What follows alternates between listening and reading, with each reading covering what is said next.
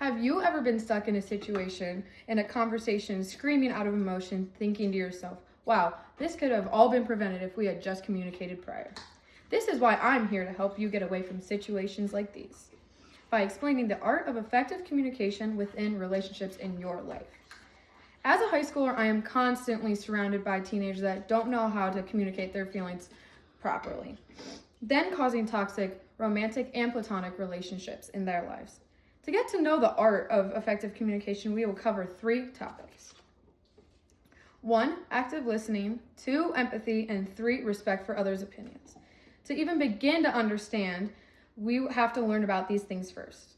First off, effective communication starts with active listening. As said in the article by author Tennant, the receiver of information provides feedback for the sender of information. This helps to ensure a mutual understanding of the topic and transmitted information. This feedback allows senders to confirm their accuracy of received message, then allows receivers to seek further clarification by asking questions. Secondly, when in this conversation, be sure to listen to the intended message. What I mean by this is to hear the person. Do not just listen to what you want to hear, but actually the intended message. When fully listening to intended message, make sure that you are hearing the full message before responding. Strive to read the sender's body language to understand the emotion that's coming through them. Lastly, active listening is a 2-way process. As stated in an article written by Alex Hoey, this 2-way process involves participation from both the messenger and the sender, the messenger and the receiver of this information. Effective communication is not passively listening or hearing words, but actually listening to the intended message. Not only is active listening one way to master effective communication, but empathy is another way to get through and understand people's direct feelings. Empathy is just the start to creating deeper connections within communication. First, as alluded to in the study written by Matthews in 2025, going beyond sympathetic while communicating does numbers in helping effective communication. Empathy is solely putting yourself in one's shoes, while sympathy is just feeling sorry or expressing pity towards one's situation. Empathy requires active listening without judgment.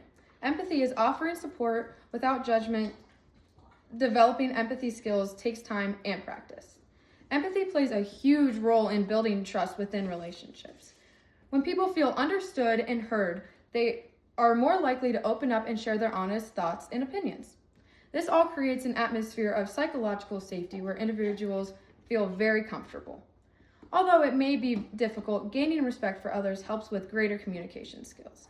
According to the Center for Creative Leadership's article, their researchers have found that treating people with respect is one of the most helpful things an individual leader can do. Their researchers have surveyed over 3,000 people in 10 countries that revealed that being respectful isn't just helpful when addressing conflict, but between groups, it's also viewed as a critical leadership responsibility. To go along with the idea of leadership roles, in the business world, respect is the key to effective communication. From an article written by Dixon, he states that in order to pitch an idea, make a business deal, be one-on-one with a boss, is the most important thing is gaining their respect and to create better conversation. While being involved with your job, avoid negativity, accept cultural practices, and make connections between coworkers. This is the key to greater communication. Lastly, to be able to give respect, you need to earn it first.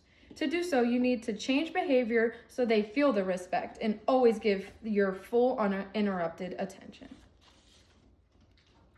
In conclusion, there are multiple benefits to learning the art of effective communication. I believe you should be informed about the effectiveness of good communication by 1, active listening, 2, empathy, and 3, respecting others' opinions. Next time you get into an argument, take a step back and think, what can I do to improve this conversation?